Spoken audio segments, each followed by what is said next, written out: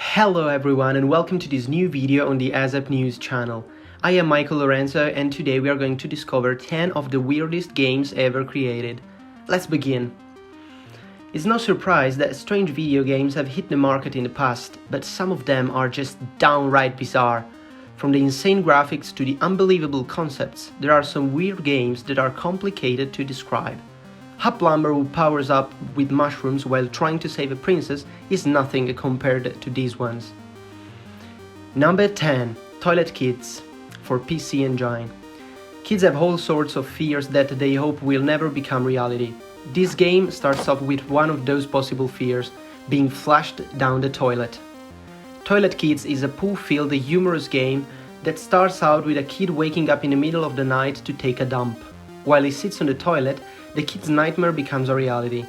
He falls into the toilet and the game instantly begins at this point.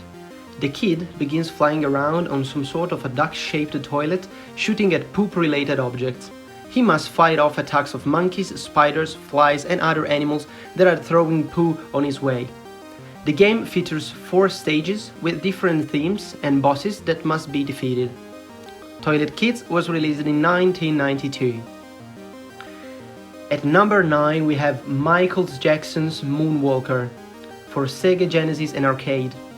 Sega released video games for the Genesis and arcades under the name of Michael Jackson's Moonwalker. Looking back, it was made up of some fairly strange and creepy concepts. In the game, Michael has to rescue children that were kidnapped by Mr. Big.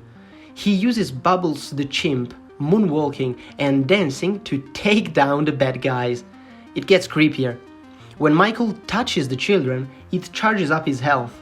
There is even a button to perform the famous crotch grab, although it serves no actual purpose in the game. When he dances, it makes his enemies break out in a rhythmic dance routine before they die. The game is rather controversial, but you do get to jam out to some of his top hits while playing. Number 8. Sneak and Peek. Sneak and Peek is simply a computerized version of hide and seek. Released in 1982, this Atari game could be played by 2 players or 1 player against the computer. One player would cover his eyes while the other found a hiding spot. Once the second person was hidden, the first had a limited amount of time to find the concealed player.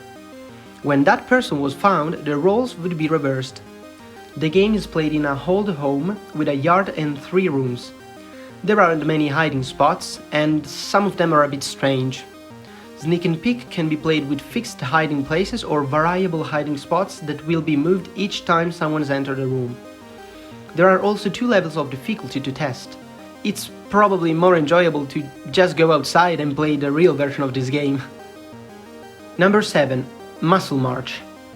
Some video games are absurd but hilarious to watch. Muscle March is one of those games. You play as one of the group of 7 bodybuilders, 5 men, 1 woman and a polar bear, yeah, a polar bear, chasing down various thieves who have stolen their protein powder. It's already funny just thinking about it, right? Muscle March was released on WiiWare, making it an interactive game to be used with the Wii Remote and Nunchuck. Your bodybuilder lines up behind the 3 others as they chase the thief through the city. The thief will bust through the walls, and it is the player's responsibility to make the same pose through the wall as the thief in order to continue pursuit through that hole.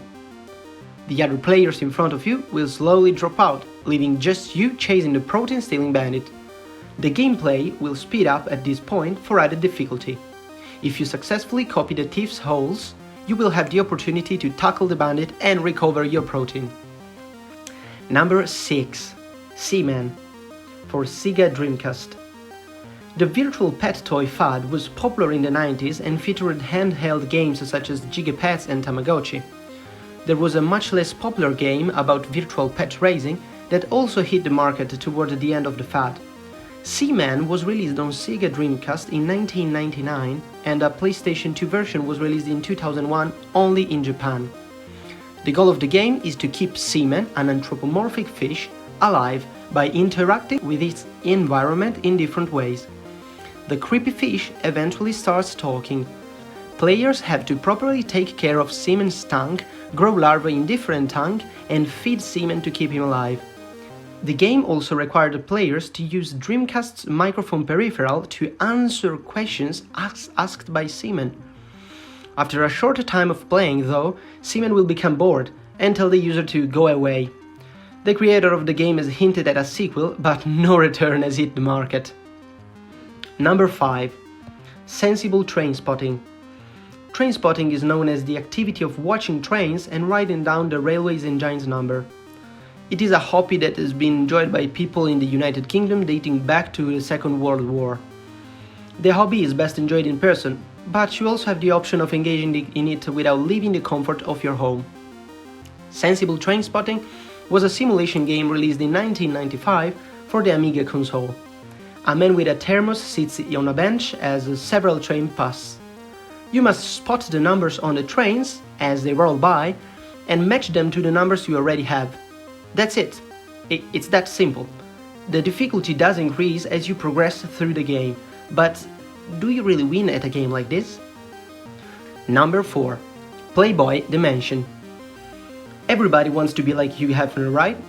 Well, you get to play him in Playboy Dimension, sort of.